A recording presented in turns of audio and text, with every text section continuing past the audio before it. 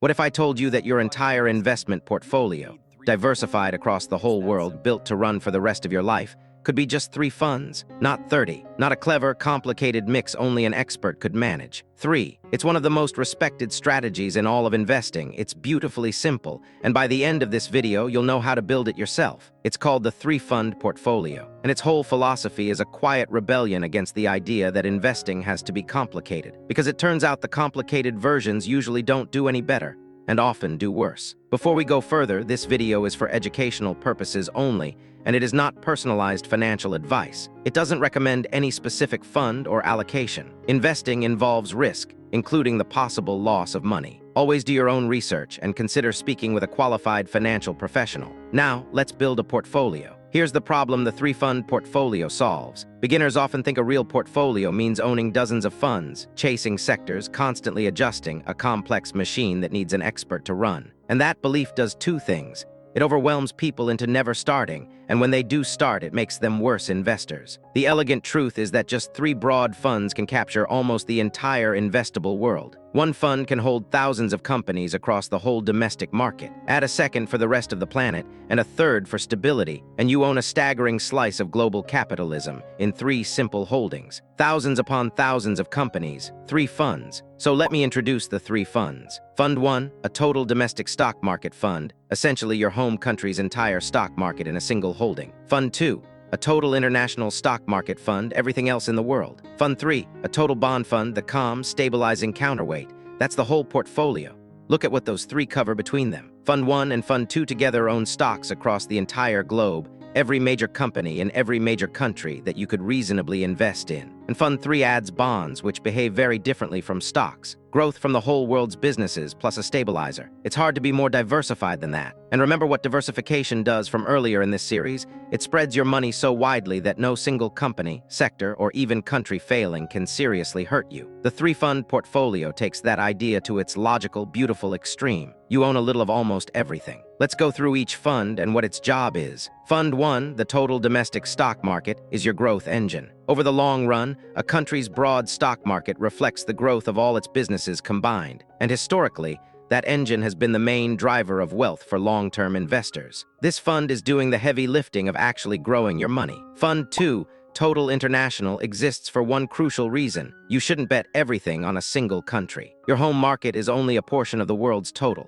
The rest of the planet's companies make up a large share of global value. By owning international stocks too, you protect yourself against your own country underperforming for a stretch, which has happened to every country at various times. This guards against something called home bias, the very human tendency to overinvest in your own country simply because it's familiar. Familiar isn't the same as safe. Owning the whole world means whichever region does well over the coming decades, you're holding it. Now Fund 3, bonds, and this is the one beginners understand least, so let's be clear. A bond is essentially a loan you make to a government or a company that pays you interest and returns your money later. Bonds are far less exciting than stocks, and they grow more slowly. But they do something stocks can't. They tend to stay relatively calm when stocks are crashing. So bonds are the shock absorber of your portfolio. When the stock market plunges and everyone's panicking, your bond portion holds steadier, cushioning the fall, and giving you something stable that helps you avoid selling your stocks at the worst moment. And the difference in temperament is dramatic. Historically, stocks have delivered higher long-term returns, but with wild swings, big ups, and gut-wrenching downs. Bonds have delivered lower returns, but with far gentler movement. So the more bonds you hold, the smoother and calmer your ride,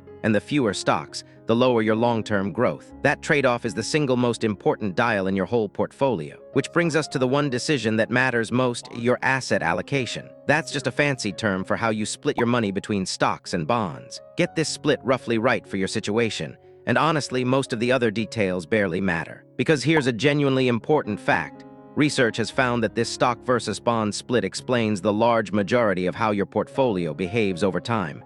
Its returns and especially its swings, not which specific funds you picked, not clever timing. The mix between growth assets and stable assets is the master dial, so let's set it thoughtfully. Studies of portfolios consistently find that this allocation decision, the stock-to-bond ratio, drives most of the variation in results between investors over the long run. It swamps the impact of fund selection. So this is the one place worth spending a little real thought. How do you set it? It comes down to two things: your time horizon and your stomach for risk. If you're young and investing for decades, you can afford to hold mostly stocks because you have time to ride out the crashes. If you're closer to needing the money, or you know volatility keeps you up at night, you tilt more toward bonds for stability. There are old rules of thumb. One common one suggests holding a percentage of bonds roughly related to your age, so you gradually get more conservative as you get older. Don't treat any such rule as gospel.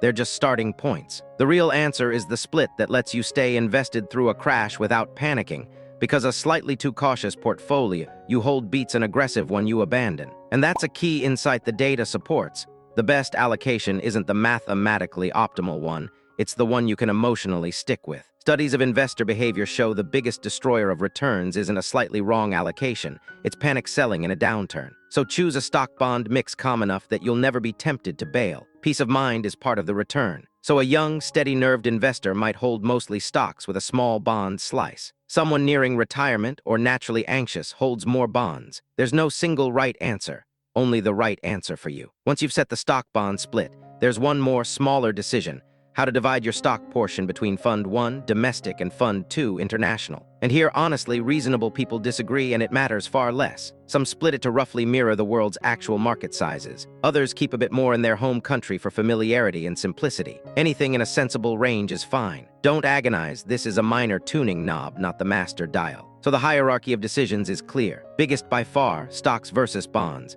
Second, much smaller, domestic versus international within your stocks.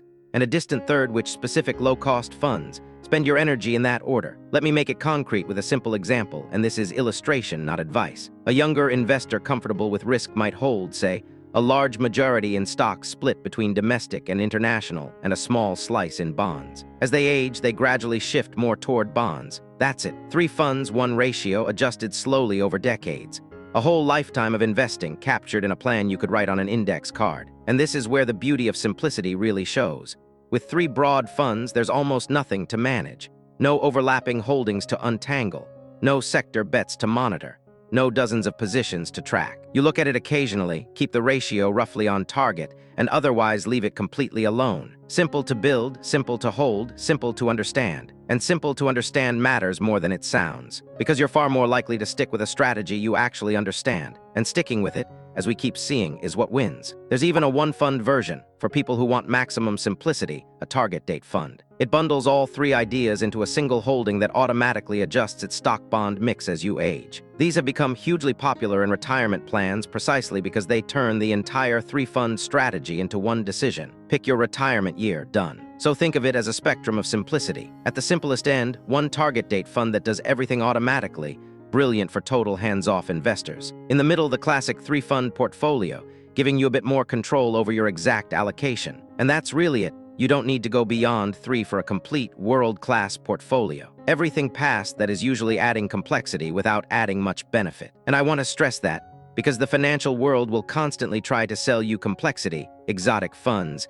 clever strategies, more moving parts. But for the vast majority of people, 3 broad, low-cost funds is not a starter portfolio you'll outgrow. It can genuinely be your portfolio for life. Some of the most respected voices in investing have advocated exactly this kind of simple, broad, low-cost approach for ordinary investors. Not because it's a compromise, but because the evidence says it works better than the complicated alternatives most people are sold. Now there's one small piece of ongoing maintenance, and it's called rebalancing. Here's the idea. You set your targets, say, a certain percentage in stocks and the rest in bonds. But over time, as markets move, that mix drifts. A great year for stocks means your stock slice grows bigger than you intended, quietly making your portfolio riskier than you chose. Rebalancing just means periodically nudging it back to your target, trimming what's grown, topping up what's lagged. And rebalancing does something psychologically brilliant, almost automatically. It forces you to sell a little of what's been doing well and buy a little of what's been doing poorly, which is exactly the buy low, sell high behavior that's so hard to do on instinct. The mechanical rule does the discipline thing your emotions never would. You don't need to do it often. Once a year is plenty for most people.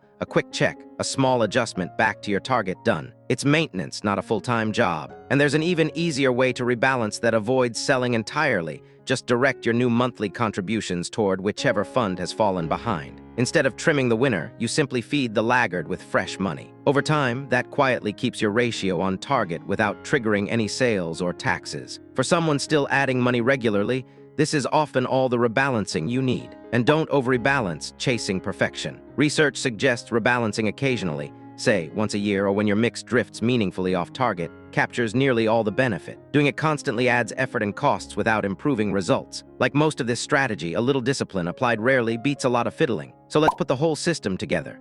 3 broad, low-cost funds: domestic stocks, international stocks, and bonds. Set a stock-to-bond ratio that fits your age and nerves. Split your stocks between home and abroad in any sensible proportion. Automate your monthly contributions into them. And rebalance lightly, about once a year, ideally just by steering new money. That's a complete, world-spanning, lifelong investment plan, and you now understand every part of it. And the evidence for this simplicity is genuinely humbling for the complex portfolio crowd. When researchers compare these plain, lazy portfolios of a few broad index funds against far more complicated, actively managed strategies over long periods, the simple ones frequently match or beat them after costs. You are not sacrificing performance for ease. Very often, the ease is the performance. Sit with that because it's counterintuitive. In most of life, more effort and more sophistication get better results. In investing, past a very simple point, they often get worse: more costs, more mistakes, more temptation to tinker. The 3-fund portfolio wins partly because there's so little to get wrong. Now let me cover the mistakes that pull people away from this simple ideal because they're seductive. Mistake 1: collecting funds. People add fund after fund, thinking each one adds diversification. But new funds usually just overlap heavily with what you already own, adding complexity and confusion without adding any real spread. More funds is not more diversified. So resist the urge to keep buying just one more interesting fund. 3 broad ones already own almost everything. A 4th, 5th, and 6th usually just own the same things again messily. Mistake 2: constantly changing your allocation based on the news. You set a sensible stock-bond ratio for a reason. Yanking it around every time the headlines get scary or exciting is exactly the emotional behavior the fixed plan exists to prevent. Set it and mostly leave it. Mistake 3: abandoning the bonds when stocks are soaring because they feel like dead weight. That's precisely when you'll be most tempted, and precisely when you're setting yourself up to get hurt in the next downturn. The shock absorber feels useless, right up until the crash. And mistake 4: overthinking the whole thing so much you never actually build it. Remember, a simple portfolio you own beats a perfect one you're still designing. 3 funds, sensible ratio, done. Because that's the quiet genius of this approach. It's not just a good portfolio, it's a robust one. It survives your emotions, your inattention, and the market's chaos, precisely because there's so little of it to manage or mess up. You can ignore it for a year and it's completely fine. Try that with a complicated, hand-picked basket of 30 positions, and it scales with you. The same 3 funds that work with your first few $100 work with your first 100,000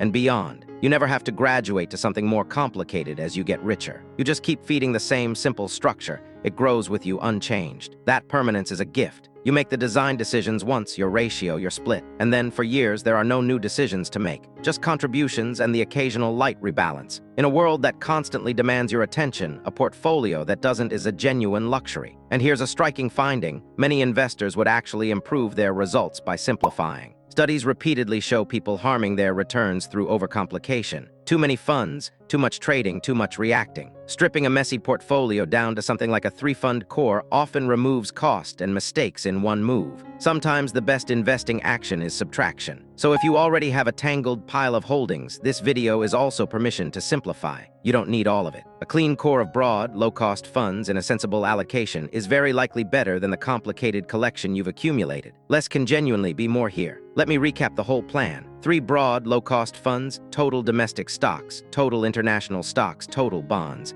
The big decision is your stock-to-bond ratio, set by your age and your nerves. A smaller decision is your home versus international stock split. Then automate contributions and rebalance lightly once a year, ideally with new money. Or for pure simplicity, use a single target date fund that does it all. That's a complete portfolio, nothing important is missing. And feel how freeing that is. The thing you thought required an expert, a fortune, and constant vigilance turns out to fit on an index card and run itself for decades.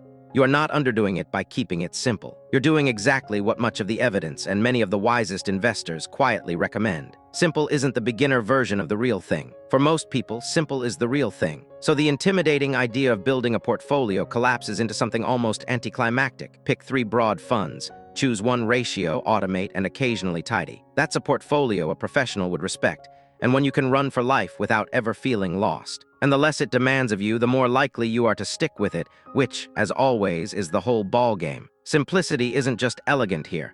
It's what makes success achievable. Notice how this builds on everything before it. You learn to buy a fund to keep costs low, to pick a wrapper without stress. This video assembles those single funds into a complete, diversified whole, and it keeps every principle: broad, cheap, automated, and left alone. The three-fund portfolio is really just this entire series, made into one clean structure. So you now have not just a fund, but a plan, a complete, defensible, lifelong way to invest that you understand top to bottom. That's more than most people ever build. And you did it with 3 funds and a ratio. And history has been kind to this kind of plan. A broad, low-cost portfolio of domestic and international stocks with a bond cushion, held consistently and rebalanced lightly, has rewarded patient investors well over the long run, capturing the global economy's growth while smoothing the ride. Past performance never guarantees the future, and there will be scary stretches. But the strategy is sound, time-tested, and doesn't depend on you being clever, only on you being consistent. So the 3-fund portfolio isn't a hack or a trend. It's a durable, boring, deeply sensible way to own the world's growth cheaply, the kind of strategy that quietly outlasts 1,000 exciting ones that came and went. And the best part is how little it asks of you going forward. Once it's built and automated, it needs maybe an hour of your attention a year. In exchange, it quietly does one of the most important jobs in your entire financial life. That's an extraordinary return on effort, because the goal was never a complicated portfolio that proves how clever you are. It was a simple one that reliably grows your money while you get on with your life. And that's exactly what 3 funds deliver. So let's bring it together. 3-fund portfolio is total domestic stocks, total international stocks, and total bonds, a complete world-spanning plan in 3 holdings. The one big decision is your stock-to-bond ratio, set by your time horizon and your nerves. Split your stocks home versus abroad in any sensible way. Automate contributions, rebalance lightly once a year with new money, or use a single target date fund for total simplicity. It's cheap, robust, lifelong, and the evidence says simple beats complex. That's the whole thing. None of this required sophistication, a big balance, or constant management. It required understanding 3 funds and 1 ratio, which you now do. So build it. Pick your 3 broad, low-cost funds, choose a stock-bond split you can hold calmly through a crash, automate your contributions, and set a yearly reminder to tidy it. Then let it run. A decade from now, you won't wish you'd built something more complicated. You'll be quietly grateful you built something you could actually stick with, and did. That's the difference between a pile of funds and an actual plan. And it was never about complexity. It was about owning the whole world simply. In our next video, we run through the most common ETF mistakes beginners make, the small errors that quietly cost real money. You'll learn to spot and sidestep each one, so the simple, sensible plan you just built doesn't get undone by an avoidable slip. If this turned building a portfolio from scary into simple, subscribe. The ETF investing series is built to be watched in order, each video handing you the next piece. You just designed a portfolio for life. Here's your one takeaway. Write down a simple 3-fund plan on a note. Decide your target stock-to-bond mix and how you'll divide your stock allocation between domestic and international markets. That's it, no need to invest a single dollar yet. The moment your plan is written down, the hard part is done. From there, turning it into reality takes only a few clicks, because you've already made the decisions that matter most.